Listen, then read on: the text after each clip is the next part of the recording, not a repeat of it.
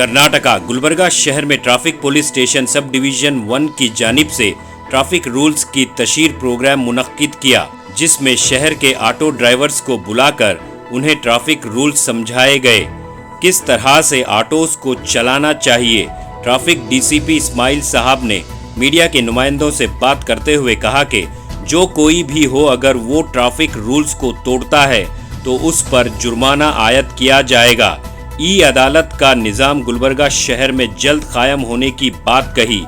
इस मौके पर traffic police ACP Mohammed Ismail Sharif, inspector Mahantesh Patil और साथ में स्टाफ बाबू मियां, आसिफ नागराज, चारी मौजूद थे। आइए देखते हैं तफसीली report. Bureau report Atraf TV Urdu news. नहीं, प्रीपेड का नहीं आता कंसेप्ट। अब प्रीपेड का कंसेप्ट सब तरफ फेल हो गया। मैं उदाहरण नहीं, अब वो तुम्हारे को तुम जो हमारे को जो भी बोल रहे ना, वो नम्मा यात्री में क्या क्या करना है वो बोलो, उसको सॉफ्टवेयर डेवलपर को हम करेंगे बोला। ये करना सर नम्मा यात्री में 9:30 के बाद ಡಿಡಿ ಚಾಲು होता। ಈಗ ನೋಡಿ, ನಿಮ್ ಬಡತನ ಹಿಂದೆ ಆಗಬೇಕಾದ್ರೆ ಶಿಕ್ಷಣ ಬೇಕಂತ। ಶಿಕ್ಷಣ ಇರ್ಲಾರ್ದೆ ನಿಮ್ದು ಬಡತನ ಹೋಗಂಗೇ ಇಲ್ಲ। ಇದು ನಾ ಬಿಡ್ರಿ, ಅಂಬೇಡ್ಕರ್ ಎಷ್ಟೋ ವರ್ಷದಿಂದ ಹೇಳ್ಯಾರಂದ, ಶಿಕ್ಷಣ ಸಂಘಟನೆ ಹೋರಾಟ ಅಂದ।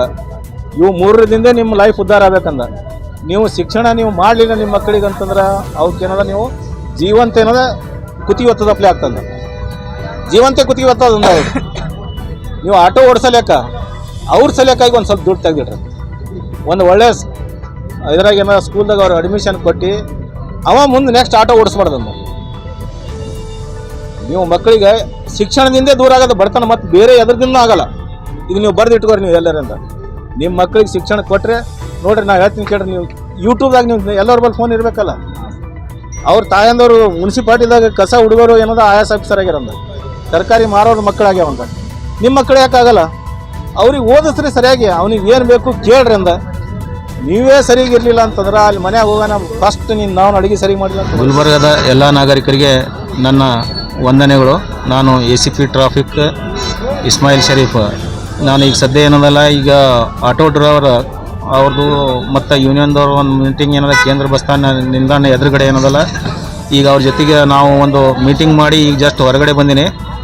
ಸೊ ನಂದು ಸಂಚಾರಕ್ಕೆ ಸಂಬಂಧಪಟ್ಟಂಗೆ ನಮ್ದು ಏನು ಎಲ್ಲ ಅವ್ರಿಗೆ ಏನೇನು ತಿಳುವಳಿಕೆ ಮಾಹಿತಿ ನೀಡಬೇಕಾಗಿತ್ತು ಅಥವಾ ಅವ್ರ ಕಡೆಯಿಂದ ನಾವು ಏನೇನು ಸಜೆಷನ್ ತೊಗೋಬೇಕಾಗಿತ್ತು ಎಲ್ಲ ಪಡ್ಕೊಂಡಿವಿ। ಸಾರ್ವಜನಿಕರಲ್ಲಿ ನಾನು ಏನು ವಿನಂತಿ ಮಾಡ್ಕೋತೀನಿ ಅಂತಂದ್ರೆ, ಈಗ ಈ ಕೋರ್ಟ್ ಬರ್ತಂದ ಇನ್ನೊಂದು ಸ್ವಲ್ಪ ದಿವಸದಲ್ಲೇ ನಾವು ಈ ಕೋರ್ಟ್ ಸಿಸ್ಟಮ್ ಮಾಡಿದ್ದೀವಿ ಅಂದ ಇಲ್ಲಿ ಎಲ್ಲಿ ಗುಲ್ಬರ್ಗ ನಗರದಲ್ಲಿ।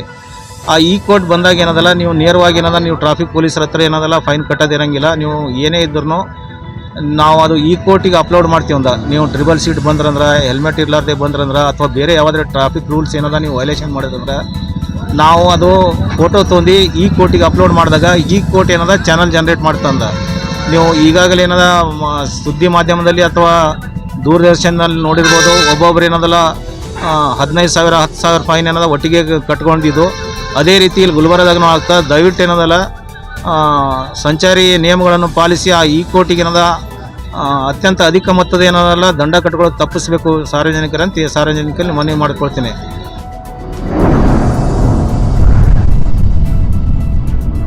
अतराफ टीवी, हर बात सच के साथ।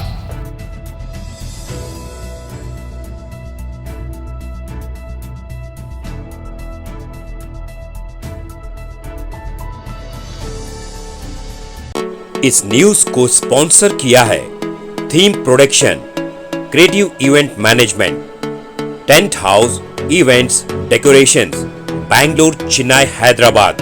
Contact details 9986544971।